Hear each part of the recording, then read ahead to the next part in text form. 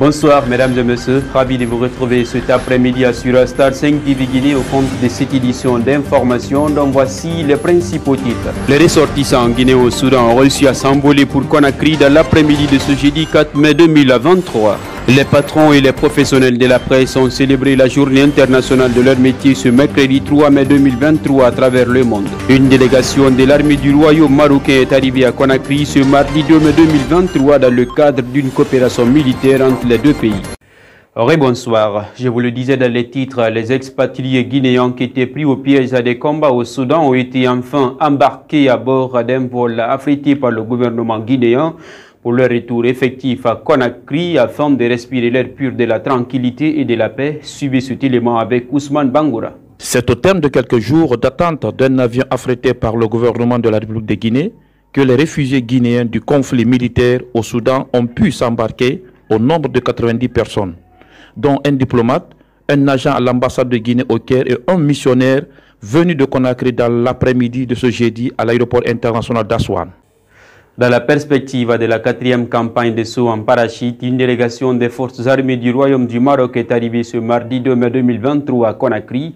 Cette délégation de l'armée marocaine a amorcé son atterrissage à bord des Hercule 130 avec 11 membres d'équipage, 28 moniteurs, des matériels de formation et d'entraînement des soldats des unités spécialisées et d'intervention des forces armées guinéennes. Suivez le reportage avec Abdoulaye Souma. Sur le tarmac de la base aérienne principale de Conakry, la mission a été reçue par les autorités militaires guinéennes. La campagne de saut en parachute est le prolongement de la formation des soldats des unités spécialisées d'intervention des forces armées guinéennes. Elle concerne les unités du groupement d'intervention des forces spéciales, du bataillon autonome des troupes aéroportées Bata, du groupement des forces d'intervention rapide et de la gendarmerie nationale. Cette formation va se dérouler en plusieurs phases, sanctionnée par la détection des plus méritants. Depuis 2018, plus de 1000 soldats guinéens ont bénéficié des formations au compte de cette coopération militaire entre la République de Guinée et le Royaume du Maroc. Pour annoncer les couleurs de la Journée internationale de la liberté de la presse, les patrons et les professionnels des médias se sont mobilisés pour démontrer que le métier de l'information occupe une place primordiale dans l'application de la démocratie à travers le monde. Suivez ce reportage avec Barry Bademba. C'est ce mercredi 3 mai 2023 que les journalistes guinéens et la haute autorité de la communication, la HAC, ont célébré la Journée internationale de la presse en rendant un hommage méritoire aux professionnels des médias qui se battent au quotidien pour donner la bonne information à la population malgré les aléas auxquels ils sont confrontés dans l'exercice de leur métier. De passage, les hommes de médias ont saisi cette opportunité pour dénoncer l'ensemble des maux dont ils souffrent.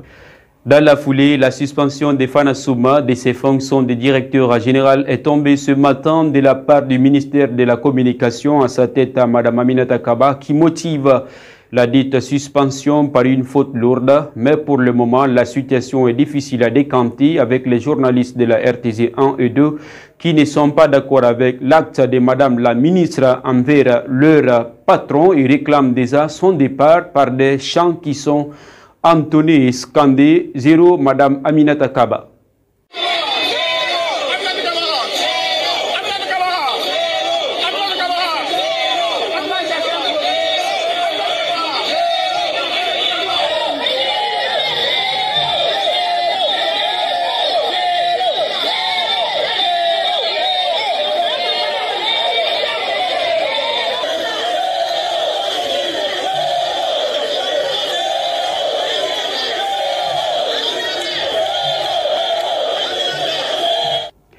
Ainsi prend fin cette édition d'information. Mesdames et messieurs, merci de l'avoir suivi. Merci à l'équipe de la rédaction et à l'équipe de la régie. Tout le plaisir était pour moi de vous servir. Restez connectés sur Star 5 TV Guinée où que vous soyez. Passez des bons moments en compagnie de nos programmes sur YouTube et WhatsApp.